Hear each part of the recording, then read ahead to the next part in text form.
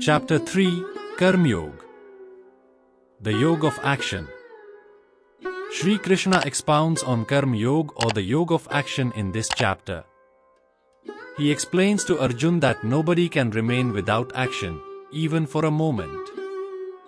Bound by their inherent modes of nature, all beings are always engaged in some work. Superior are those who practice Karm Yoga and continue to work diligently to fulfill their responsibilities externally, but internally they are unattached to them. However, the hypocrites display external renunciation but internally dwell upon the objects of their senses. Shri Krishna says that all living beings are an integral part of God's creation and have roles and responsibilities to fulfill. Vedas prescribe performing yajna to please the celestial gods, who in return bestow material gains. These yajnas cause rains to fall, which aids in the production of food grains for the sustenance of life on earth.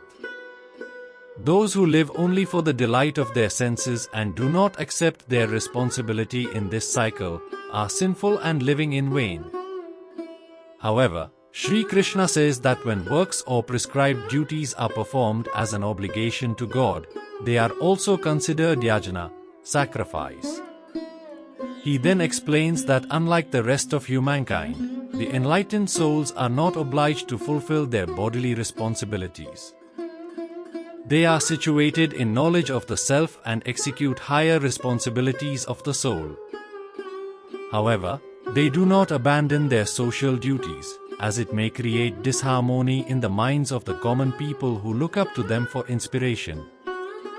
Therefore, the wise continue to work without any personal motive only to set good examples for others to follow, else, the ignorant may abandon their prescribed duties prematurely. Shri Krishna mentions one such example of the enlightened King Janak, who performed his earthly duties as an ideal king and father. Arjun then asks Shri Krishna why people commit sin, even when unwilling, as if by some force. Lord Krishna explains that lust alone is the sinful all-devouring enemy. Similar to a fire that is covered by smoke or a mirror covered in dust, desire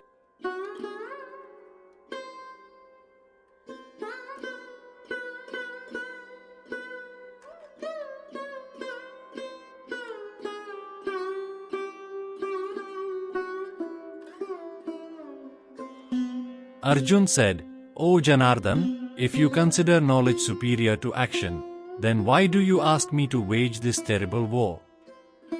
My intellect is bewildered by your ambiguous advice. Please tell me decisively the one path by which I may attain the highest good." The Lord said, "O sinless one, the two paths leading to enlightenment were previously explained by me, the path of knowledge, for those inclined toward contemplation, and the path of work for those inclined toward action. One cannot achieve freedom from karmic reactions by merely abstaining from work, nor can one attain perfection of knowledge by mere physical renunciation. There is no one who can remain without action even for a moment. Indeed, all beings are compelled to act by their qualities born of material nature, the three gunas. Those who restrain the external organs of action, while continuing to dwell on sense objects in the mind, certainly delude themselves and are to be called hypocrites. But those karm yogis who control their knowledge senses with the mind, O Arjun, and engage the working senses in working without attachment, are certainly superior. You should thus perform your prescribed Vedic duties, since action is superior to inaction. By ceasing activity, even your bodily maintenance will not be possible. Work must be done as a yajna to the Supreme Lord, otherwise, work causes bondage in this material world. Therefore, O son of Kunti, for the satisfaction of God, perform your prescribed duties without being attached to the results. In the beginning of creation, Brahma created humankind along with duties, and said, "Prosper in the performance of these yajnas, sacrifices, for they shall bestow upon you all you wish to achieve." By your sacrifices, the celestial gods will be pleased, and by cooperation between humans and the celestial gods, great prosperity will reign for all. The celestial gods, being satisfied by the performance of sacrifice, will grant you all the desired necessities of life.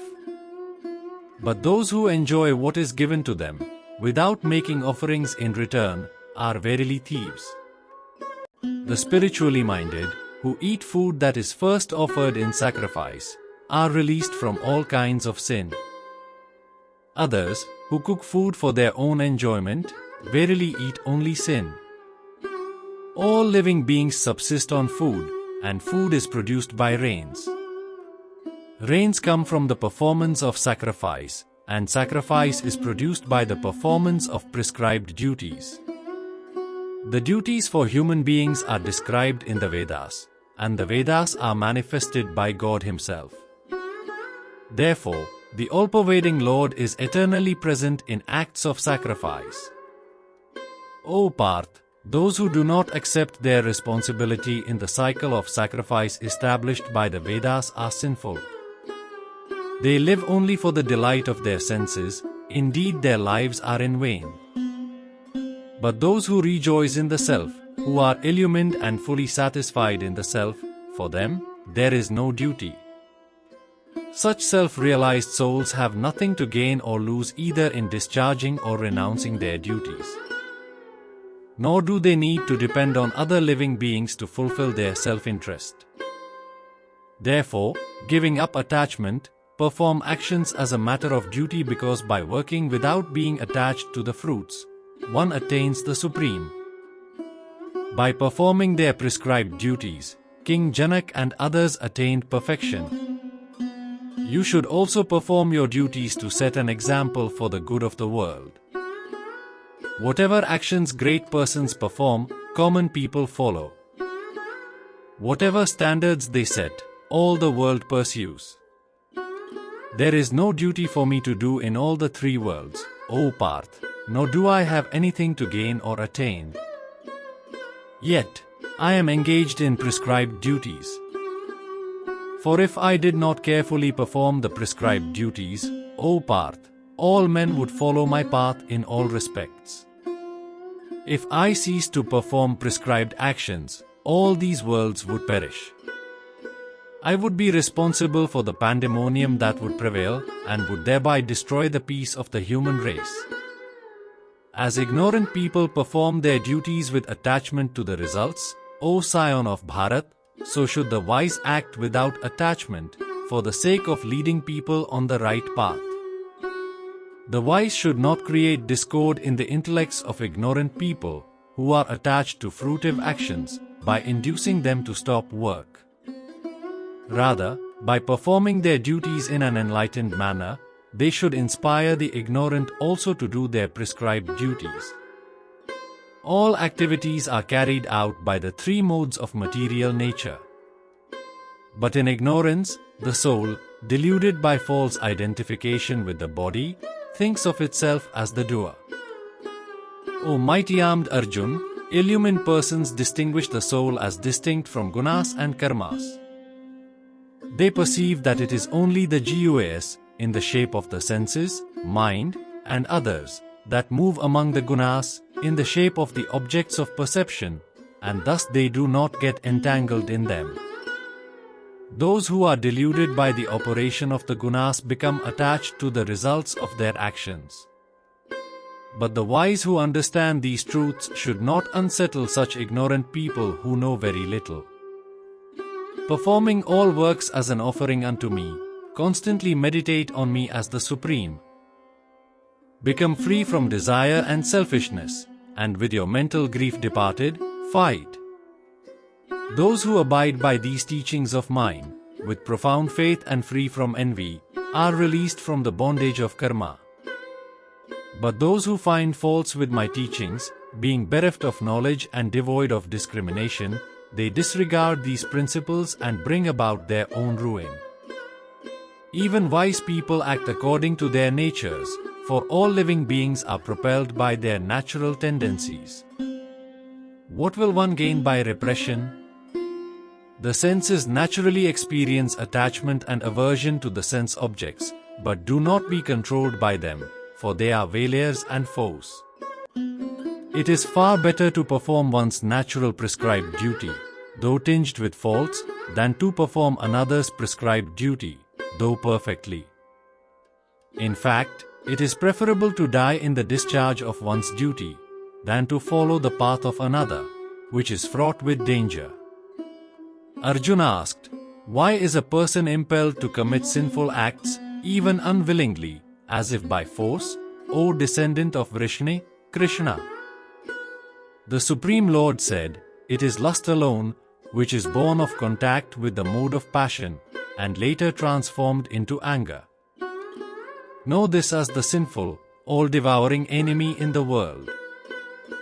Just as a fire is covered by smoke, a mirror is masked by dust, and an embryo is concealed by the womb, similarly one's knowledge gets shrouded by desire.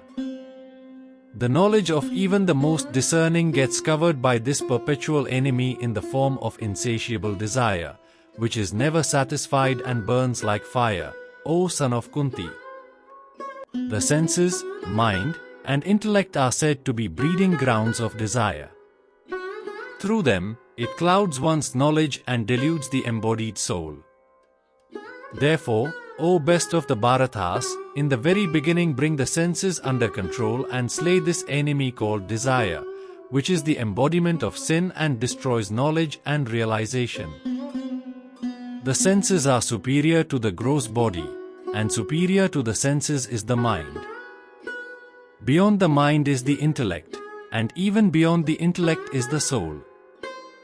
Thus, knowing the soul to be superior to the material intellect, O mighty armed Arjun, subdue the lower self, senses, mind, and intellect, by the higher self, strength of the soul, and kill this formidable enemy called lust.